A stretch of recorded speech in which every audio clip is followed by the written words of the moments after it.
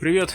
Не успел выехать от меня Ford Focus дизельный, так заехал Hyundai Starex H1. Это такой CRDI 16-клапанный 2016 года. Сейчас какой-то стук двигателя. Сейчас запускать не буду двигатель, чтобы не мучить. Но я приложу видео от владельца, который мне присылал.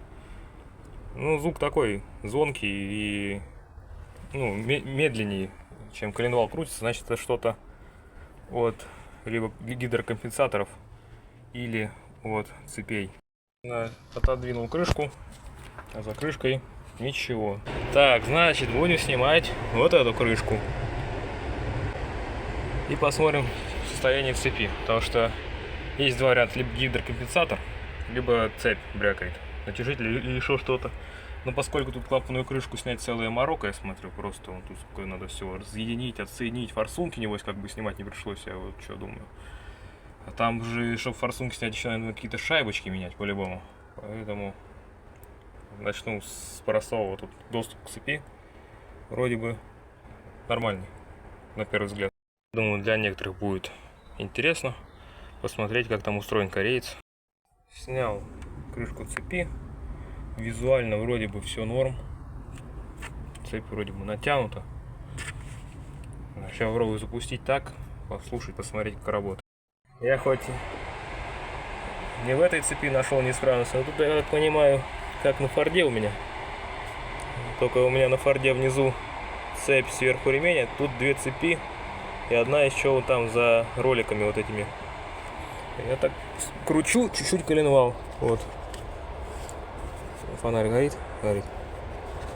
Чуть-чуть туда, чуть сюда, чуть туда, чуть сюда. Видно, да? А цепь-то стоит. Продолжаем чинить Hyundai. Тут, как выяснилось, нужно скидывать морду, бампер, телевизор, все эти радиаторы и поддон снимать. Поэтому заехал. Накинул крышку переднюю, обратно заехал, чуть масло у меня там вытекло, но это все равно менять. Тихонечко, аккуратно заехал. Так. А теперь что, начинаем скидывать морду, бампер, чтобы был доступ к двигателю, а то оказывается, что нужно все разобрать, чтобы к нему подлезть. А я как-то так снял крышку переднюю, так что верхнюю цепь можно без разборки морды поменять. Так, теперь снимаем передний бампер, откручиваем здесь. Клипсы все выдергиваем аккуратно. Снизу там клипсы есть. Здесь где-то. Защиту снимаем. Здесь клипсы и тоже болт и защелка здесь вот такая. Здесь надо чуть на себя, короче, поддернуть. Сейчас я буду снимать бампер. Далее нужно снять телевизор. Вот здесь. Ну и соответственно вот здесь болты. Пока откручиваю их, дальше буду смотреть, что еще нужно. Так, сливаем антифриз. Здесь краник такой очень удобный. Вон он. Далее нужно будет отцепить патрубки охлаждения, нижний, верхний, и трубки кондея. Короче, открутил одну трубочку, фреон улетает в воздух. Так, отсоединили систему охлаждения. Отсоединили кондиционер трубки. Отсоединил масляный радиатор трубки. Туда идут два шланга. Тоже отсоединил, заглушил пеноплексом. Вроде не разъедает. Это АТФ-ка пеноплекс, вроде нормально. Так. Теперь нужно... выкрутил болты телевизора. Сейчас будем пробовать снимать это дело. Посмотреть, какие провода, куда идут, чтобы ничего не оборвать. И, в принципе, думаю, что все. Ну, вот тут фишка. Фишку разъединил вот эту. Думаю, что вот он должен сняться. Так, здесь нужно еще разъединить тросики. Трос капота. Отсоединить как-то вот этот провод. Еще отсоединить пучок массы. Вот здесь крепился. Так. Телевизор он уже все отошел. Не забудь отсоединить бачок омывателя с верхнее крепление. Вот болт я обратно наживил, а то и так болтов куча уже. Всяких разных. Некоторые на место вставляю, чтобы потом не путаться. Так, продолжаем разбирать. Вот это вот я тут размотал. Этот провод был так здесь присоединен. Вот чисто так уже для себя снимаю, чтобы понять потом, куда его вешать. Вроде ничего теперь не мешает, чтобы снять этот телевизор вместе с радиаторами. Сейчас буду пробовать делать. Так, все, я успешно отделил телевизор, радиаторы, бампер. Ничего, слава богу, не сломалось, не треснуло. Делал это первый раз на этой машине. Ну что, я в основном по подам специализируюсь, но надо и развиваться дальше. Ну и самому интересно покопаться в другом двигателе. Смотреть, как там устроено, чего. Ну все, теперь доступ к двигателю открыт. Начинаем. Выставим метки. Вот они. На распредвале. Вот она. Должна совпасть с такими-то тут стрелочками. Вот они. Выставляем. И здесь метка. Где? Напротив болта, по-моему, если я не ошибаюсь. Но это сейчас я посмотрю. Еще нужно будет снять поддон, слить масло и снять поддон. Там, наверное, надо снять защиту дальнюю вот эту. Пока буду сливать масло, сниму эту защиту. Такой двигатель. Ну такой массивный движочек. Правда, весь алюминиевый, я так думаю. Наверное. Или нет, блок чугунный. Блок чугунный у него. Так что нормально еще. Теперь можно понаблюдать за причиной неисправности. Этот стук. Я так полагаю, ну и думаю, что вот я коленвал туда-сюда, а в этот момент распредвалы стоят. И что-то там, ну, наверное, по-любому из-за этого стучит. Но все равно ГРМ поменять не помешает. Если даже стучит компенсатор, залезем и поменяем компенсатор. Все в сборе. Поэтому не проблема. Кондиционер, тут все. Маслом я уделал чуть-чуть, когда запускал. Но это все. Ничего страшного, так сказать. Так, скинул поддон. Все это будет промываться, чиститься. Ставил, снимал просто. Ну, загнал сюда чуть-чуть отверточку, чтобы небольшой просвет. И ножичком срезал, где возможно. И потихоньку его снял. Ничего не надо срывать резко. Потихонечку снимается. Так, здесь что? Масло чистое. Никаких стружек я не вижу. Ну, кстати, масло сколько не слилось. Мотор вот так стоял, чуть задранный. Не сливной остаток получается какой-то. Разбираем цепи. Для этого нужно выкрутить заглушечку, вставить туда в балансировочный вал штифт. Ну, я торкс использовал. Откручиваем, снимаем внешнюю цепь, которая на масляный насос. Обратно наживляем. Потом откручиваем вот этот вал, но я пока его не стопорил. Снимаем цепи с валов. Нижняя звезда тоже снялась нормально. И вот штифт НВД, звезда-то НВД, то есть. Вот, меток на валу нет никаких, но это Common Rail, в принципе, не нужны они. Я на всякий случай поставил, что при метке, выставленной по звезде, вал смотрит вверх. Ну, на всякий случай просто. Ну, вот так цепь захватил и гайковертиком скрутил. Сейчас буду трехлапным съемником снимать вместе с цепью. Начинаем сборку. Все отмыли, почистили от герметика. Я уже накинул первую цепь, которая с коленвала на ТНВД идет. Вот мне метки все совпали. Здесь двойная метка посередине. И здесь звено напротив точек. Все вроде так нормально. Теперь ставим цепь масляного насоса. Она идет следующая. Устанавливаем натяжители на свои места, выстреливаем их и закрываем эту первую крышку. Эта цепь оделась вместе со звездочкой. То есть я снимал трехлапым съемником, упирался через головку, через болт, снял ее. Кстати, когда будете снимать эту звездочку, если вот боитесь, что что-то сломается, я сделал натяг трехлапым съемником и вот через вороток стукнул сюда аккуратненько, таким тычком небольшим, и соскочила эта звезда с конуса. Потому что если сильно тянуть, можно повредить зубья. Они тут очень такие, говорят, каленые, хрупкие. Вот так вот выставляем потихоньку. Ну все, понятно по меточкам, как конструктор собирается. Здесь вот метка цепи на масляный насос. И здесь на балансире. Совпадает со стрелкой. Вон стрелка. Все четенько. На масляном насосе метки нету. Кстати, еще хотел сказать, вот этот башмак и вот этот башмак, они абсолютно одинаковые, просто в разном, ну, видно, что отверстия разные только и все. То есть они универсальные, что, то есть получается в плите разные отверстия, а в башмаке и такие есть, то есть они взаимозаменяемые. Так, в общем, чуть было не собрали. У нас смутил вот этот башмачок, где он есть. Короче, вот так вот стоял. Подумали, что кривой башмак, а на самом деле криво стоит цепь. А еще дело в том, что вот не попала звездочка коленвала в свое место. Такая опасненькая ошибочка. Теперь я про нее точно знаю. Вон, видно, да, что не попало. Как бы рычаг разбирать уже неохота. Попробуем сейчас покрутить за шкив топливного насоса. Дождемся, пока коленвал заблокируется в верхней точке.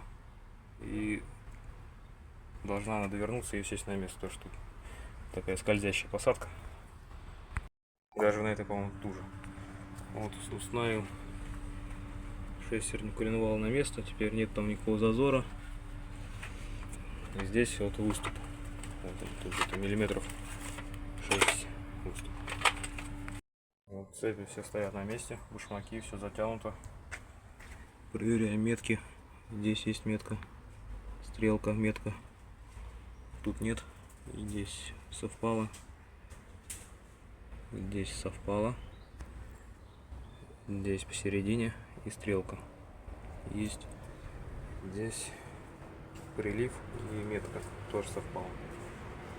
Теперь можно выстреливать башмаки, точнее натяжители. Чики-пуки. Теперь можно наносить герметик и закрывать первую крышку.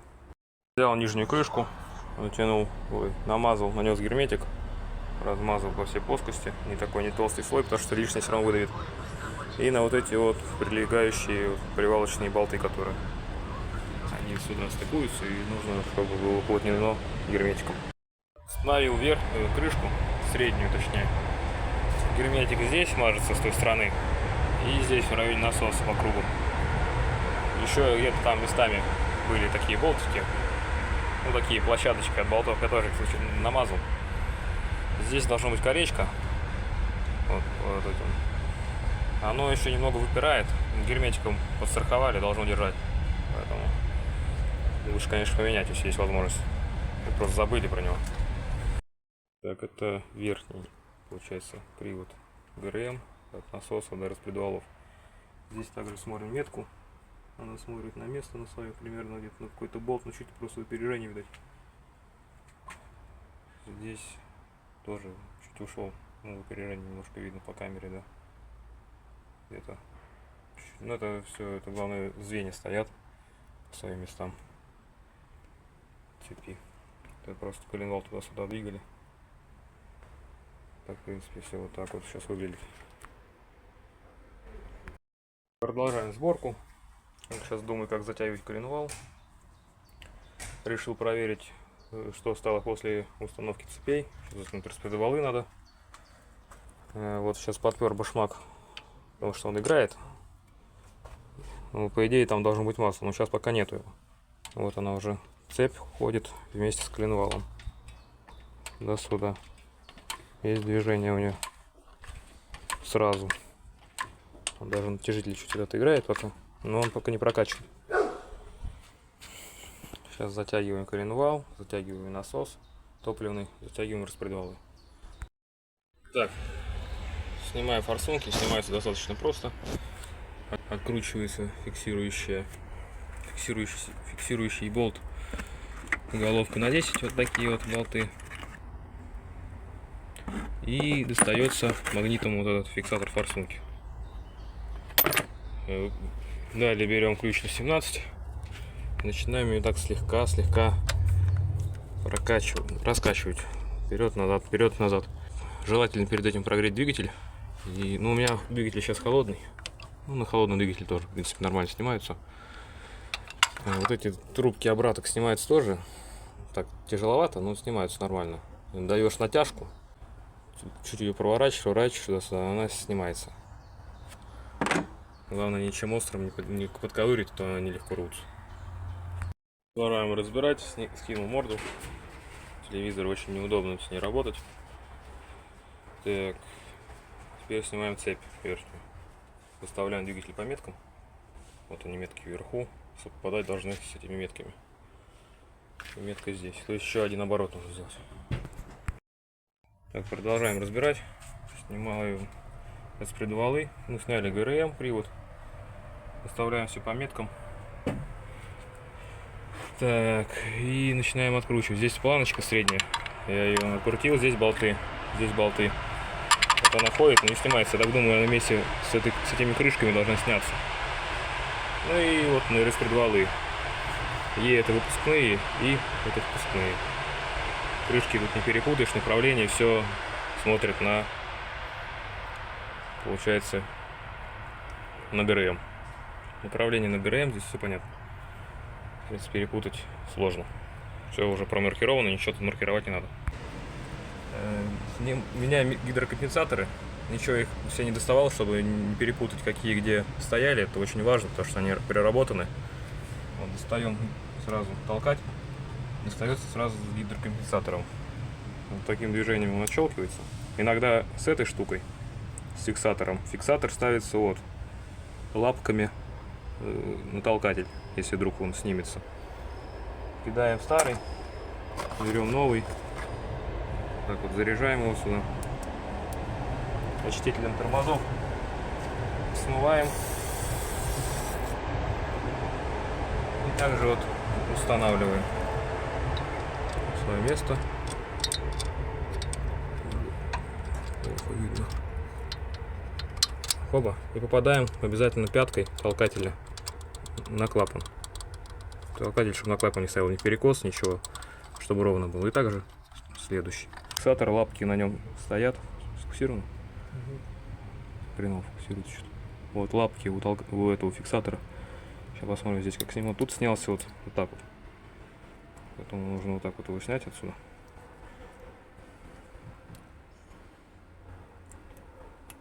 Оп. Кидаем, берем новый. Также вставляем. Также вот смотрим лапки, чтобы были с краю. Сначала внутреннюю часть и внешне защелкиваются. Проверяем, что держался. Смываем его. И устанавливаем свое посадочное его место. Оба. А ну, проверяем толкатель, чтобы стоял на клапане. Но перед установкой распредвалов еще раз их проверить надо все. Тут важный еще нюанс, я подметил, нигде такого нету. Вот я сейчас подкрутил натяжитель этот, наживил. И вот видно, вот у него такой ход есть на болтах. Миллиметра так 3-4, ну 3, наверное. То есть можно сократить чуть натяжителя вовнутрь оставить в запас. Так вот меньше вылет, так больше вылет. Новый ГРМ, абсолютно новый. Метки уже ушли от цепи, потому что я уже покрутил и проверил вот по меткам здесь и по коленвалу. Здесь все у меня совпадает идеально. Уже несколько раз проворачивал. Ну вот. То есть я сейчас вот так сожму и притяну его. Лучше будет, думаю, по-любому. Запас натяжителя останется внутри. Лайфхак. Если у вас осталась шайба в колодце на данном двигателе D4CB, вот он ключ Т45, туда вставляете аккуратно и прямо вот она одевается, цепляется и вытаскиваете. Очень хорошо помогает. Ну, двигатель собрал, морду накинул, телевизор, шланги подцепил. охлаждение залил. Датчик прогреваем, смотрим на всякие сальники, чтобы ничего нигде не текло. И накидываем, ну потихоньку, еще пока прогреется, накинем уже бампер. Так, двигатель собран, бампер собран, все собрано, телевизор прикручен, все, фары стоят, болты все, клипсы, все на месте. В общем, заменили ГРМ на двигателе полностью, заменили ролики, заменили помпу, заменили приводной ремень, также заменили гидрокомпенсаторы, и стук пропал. В принципе, в следующий раз должно быть быстрее. Приезжайте на обслуживание таких дизелей, информации я по ним собрал достаточно, чтобы работать с ними. Я нахожусь в городе Мытищи. Телефон будет под видео в описании, поэтому пишите на WhatsApp. Звонить по телефону напрямую не надо, потому что я могу быть занят. Лучше написать. Я отвечаю на сообщения. Звонки только по крайней необходимости, как бы. Ну, чтобы не отвлекать меня, потому что тоже занят бываю. Руки там в мазуте или еще что-то там. Или на работе. Вот так вот мягенько работает машинка. Практически не слышно. Я, пользуясь случаем, немножко прокатимся по двору. Интересно, как она себя ведет в небольших скоростях. Ни страховки на меня ничего тут нету. Машина на автомате, задний привод. Открыт багажник, говорит. Это ладно, пока мне не мешает. Нажимаем тормоз, включаем драйв. Поехали потихонечку. Сучника убираем. Погнали. Дверку еще надо поправить было.